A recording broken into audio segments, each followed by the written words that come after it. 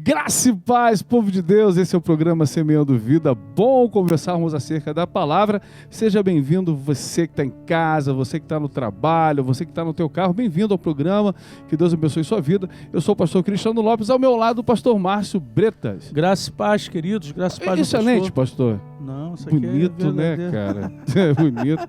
Tem uns pastores que usam lente aí, vai ficando importante. Usa lente, faz sobrancelha. Aleluia. Graça e paz, querido. Deus abençoe sua vida. Pastor, eu quero falar algo aqui que se faz necessário para o nosso amadurecimento, né? Nosso crescimento. Paulo fala que quando ele era menino, ele agia como menino, fazia como menino. Eu tenho algo muito forte no meu coração, pastor, porque eu frequento, eu gosto, eu vi, eu sei da importância, eu li a Bíblia, e ali tudo dá um caminho de pensamento que as pequenas igrejas, as pequenas reuniões de oração, os pequenos grupos, as células, todos esses formatos, né, eles somam naquilo que é o reino de Deus, a pregação do Evangelho. Você imagina, tá Pedrão pregando, né, e aquilo que foi a pregação de Pedro, 3.000 pessoas se convertem. Pastor, a gente cuidar de 30, de 300 é difícil, imagina 3.000. E naquela época, sem WhatsApp, sem internet, como seria, né, essa construção de pensamento? E a pregação de Pedro foi interessante, que ele vem apertando, e todo mundo fica preocupado em saber o que tem que fazer. Está em Atos isso. E agora, o que nós temos que fazer? E Pedro não diz para subir montanha, Pedro não diz para dar o dízimo, Pedro não diz para montar ministério. O que Pedro diz é: arrependei-vos, né? E essa expressão de arrependimento está muito longe. As pessoas vêm como estão, com seus orgulhos, com as suas soberbas, com seus sentimentos, e Deus agora trabalha a nosso favor a todo momento. A gente dá ordem e Ele obedece.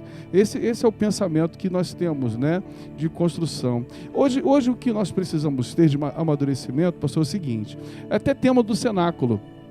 E é disso que eu quero falar. É até tema do cenáculo. O que acontece?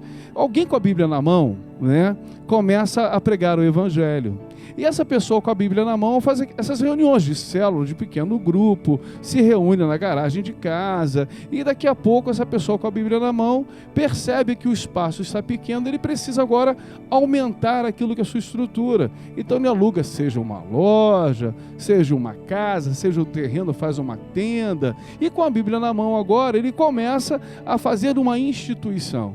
Aquilo que é estrutura se transforma em instituição, cresceu, daqui a pouco tem alguém caminhando com ele, se entristece, bate de frente como Paulo bateu de frente com Marcos, e não vai, não vou, e outro vai para um lugar, outro vai para outro, assim que o Evangelho cresce. Mas alguém com a Bíblia na mão agora está falando mal da instituição, está falando mal da estrutura, e começa a fazer reunião de novo, no gueto, na praça, na casa, na garagem. Cresceu a reunião, agora está procurando espaço, alugou porque a estrutura precisa ser maior, deixou de ser estrutura para ser instituição, e sai alguém de lá com a Bíblia na mão falando mal. Eu queria entender, pastor, o que é a Bíblia na mão de algumas pessoas, ao invés de trazer crescimento no Evangelho, aumentar aquilo que é estrutura, formar instituições que venham ganhar almas para Cristo, traz tanto disse-me-disse dentro da igreja, cara, trazendo divisão, dissensão, pastor. E é óbvio, né, o que eu vou falar aqui, todo mundo já sabe quantas coisas nós vivemos de pessoas que apedrejam a igreja, todas elas, apedrejaram o nosso ministério, e assim vai. E quando a gente olha para essa pessoa que está atacando pedra, a situação dela não está melhor, porque se o lugar ao qual está é ruim, a pessoa sai, tem que estar como? Melhor do que quando estava lá, pomba. Não é isso? O cara tá mal, está dentro da instituição, está ruim.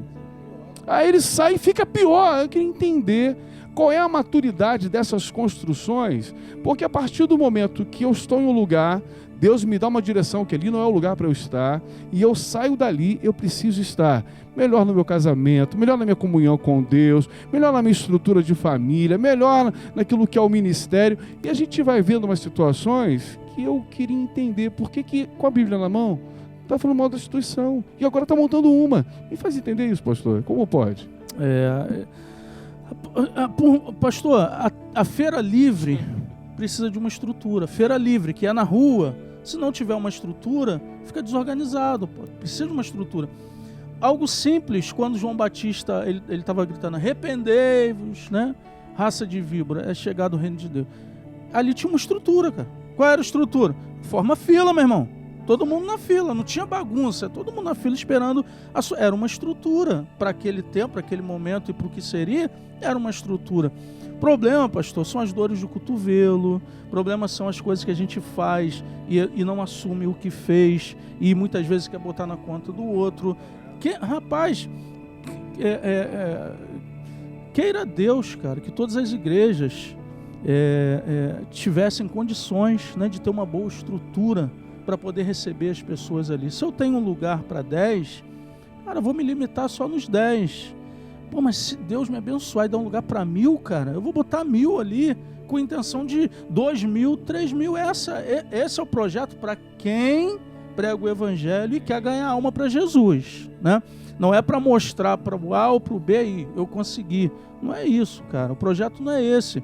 Mas a estrutura faz parte, é necessário. Como o senhor disse, a pessoa começa numa garagem, mas pô, se o cara começa numa garagem com a intenção de ficar só na garagem, tem algum problema com ele, pô, né?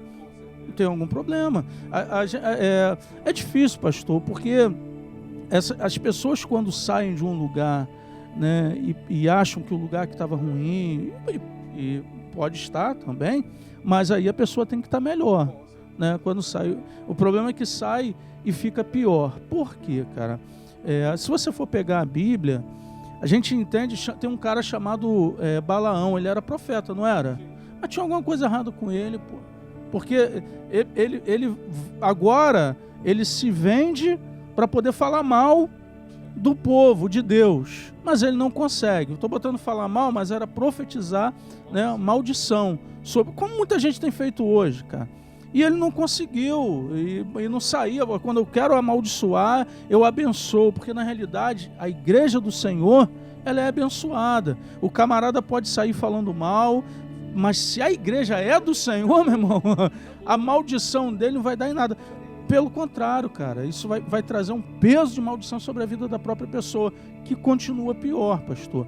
Sabe, continua, sabe, envolvida naquilo que estava paralisando, paralisou mais ainda. O camarada, a vida não vai para frente, fica tudo enrolado, a família sofre, porque ele está achando que a instituição, a estrutura estava errada e ele certo. Agora, cabe o que a pessoa, cara? Se eu estou errado, pô, deixa eu me consertar, deixa eu me endireitar, porque eu quero viver o que essa instituição, o que essa estrutura está vivendo também.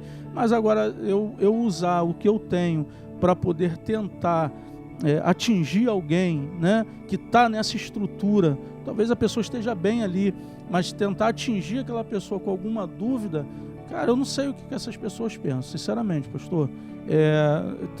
Não está trabalhando, está atrapalhando quem está trabalhando. Eu sempre tive muito cuidado, porque pensar, eu gosto de pensar, sempre gostei de pensar, sempre gostei.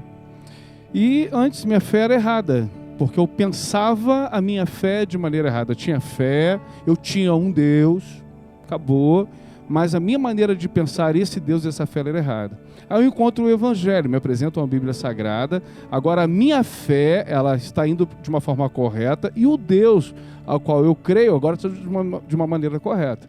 E eu gosto de pensar, então agora eu estou pensando de maneira diferente. É o que Paulo diz, eu preciso, estou implorando, gritando, para que vocês mudem a maneira que vocês pensam. O que a gente hoje encontra no meio do caminho, pastor, é um monte de gente que encontra essa fé, encontra esse Deus de uma forma interessante, mas ensina e apresenta esse Deus de uma forma pessoal. A ideia que eu tenho do Senhor é minha ideia do Senhor, mas não quer dizer que é o Senhor. Tenho uma ideia do Márcio, eu tenho uma ideia do Márcio como pai, tenho uma ideia do Márcio como marido, eu tenho uma ideia do Márcio como pastor. Minha ideia, sua é minha ideia. Isso não quer dizer que isso é o Senhor. E assim as pessoas fazem com a igreja, fazem com o Evangelho e fazem com Deus. A minha ideia da igreja é minha ideia da igreja. Isso não quer dizer que a minha ideia represente a igreja. Isso não quer dizer que a minha ideia de Deus represente a Deus. E a gente precisa ter essa maturidade, porque algumas pessoas agora vão, de posse com uma palavra, vão trazendo a sua ideia de algo que às vezes não tem nada a ver, e quantas vezes influenciados pelo inferno estão aí levando pessoas ao suicídio, ao afastamento do Evangelho. Pastor, isso é muito grave e muito sério.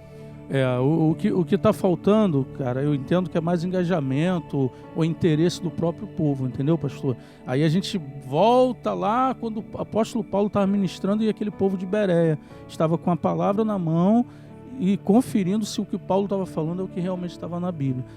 A questão é hoje é essa: o povo precisa se inteirar, precisa mergulhar, precisa querer conhecer, entendeu, pastor? Não através do fulano A ou B, que tem nome, que está na mídia, né? Mas ter um relacionamento, né, pessoal com o Senhor. E isso vai te esclarecer muita coisa, querido. Que Deus te abençoe. Que essa palavra encontre morada em teu coração, a paz de Cristo.